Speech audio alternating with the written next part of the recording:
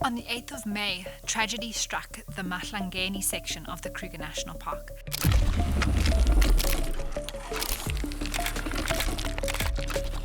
It was discovered that there had been a mass vulture poisoning, and over 100 birds were found dead and many others fighting for survival.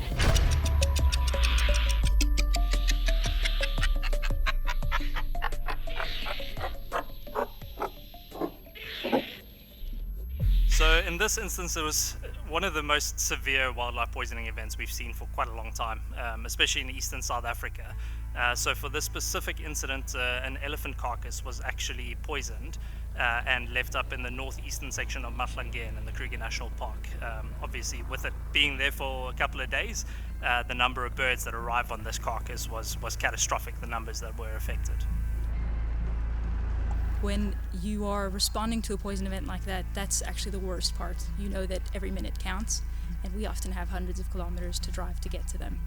And when we got to the field as close as we could, which was still 3 kilometers away from the birds, we set up the vulture ambulance, and then we headed in to get to the site. And it was exactly what you'd expect, carnage. It's probably one of the worst things I've seen. Guys, we gotta work with speed, yeah. But why do events like this take place? There are many reasons why vultures are poisoned. One being that their body parts are harvested for the illegal wildlife trade and traditional medicine markets. Another is that poachers are increasingly using this as a ploy to conceal their illegal activities. Vultures are killed in an area which means that rangers are not alerted to the presence of poaching sites by circling birds.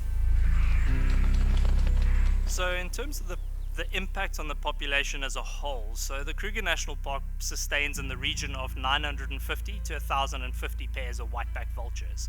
Now when we work on population levels for all of these vulture species, we look at breeding populations. So it is very focused on adults, whereas an incident like this would have also affected a large number of juvenile birds.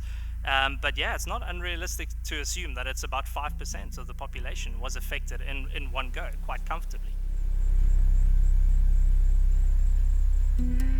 But not all hope was lost, thanks to the swift and immediate action taken by the SANParks Rangers, the Endangered Wildlife Trust, and many others. Over 80 birds managed to survive and were saved, sent right here to the Moholoholo Rehabilitation Center for further treatment. We are honored to be here today and witness the release of about 20 birds that are ready to head back out into the wild where they belong.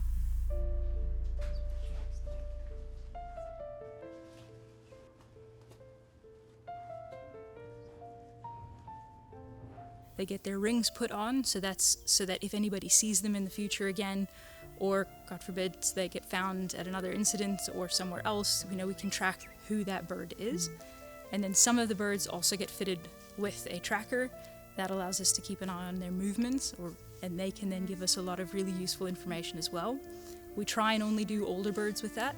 They're a bit more reliable with where they're moving around, and that then sits on them indefinitely. It's been tried and tested, it's super safe for them, there's no issues.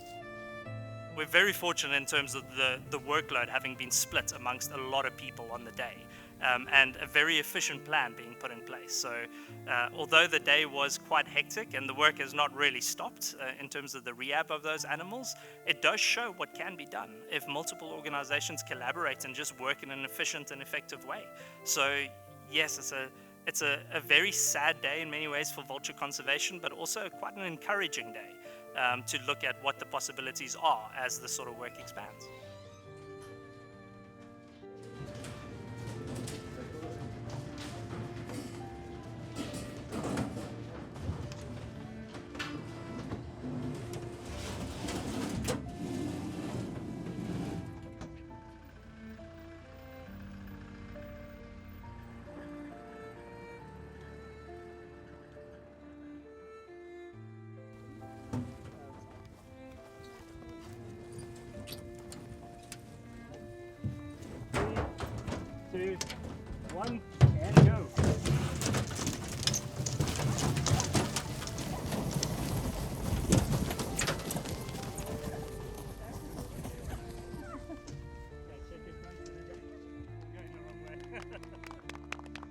What an amazing feeling to see these birds released. It is something that brings a lot of joy to a lot of people.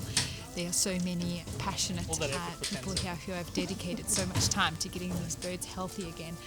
And what a rewarding feeling for them and even me to just watch this whole process unfold and to know those birds are flying free again.